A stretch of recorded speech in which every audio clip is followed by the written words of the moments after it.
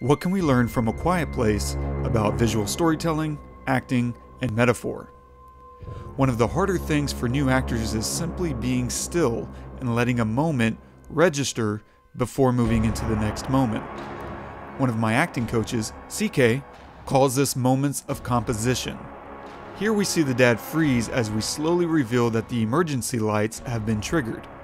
A long hold on his face, boom the camera to echo how he's experiencing it, and then he's off. The ability to visually communicate is critical for any good film, and also the reason I think A Quiet Place scored so well with audiences, because it makes you work a little harder to understand the story, and that small mental investment is rewarded with a deeper emotional connection to the story. But making the audience work is not typical for most spoon-fed movies of today. In this scene, we are given pieces to a puzzle: a distressed man, a dead woman, and terror on the dad's face. Using the context, we assume this man's wife died and he has lost his will to live, putting everyone else in danger.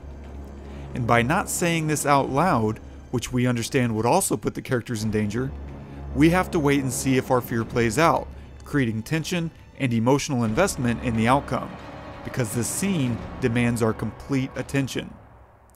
This entire movie is built around visual communication, and demands that we search for answers ourselves.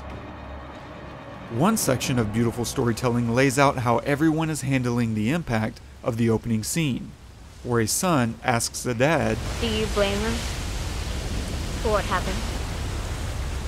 And we see how the daughter's guilt brought her back to where it happened, and the mom's grief as she sits in the boy's room.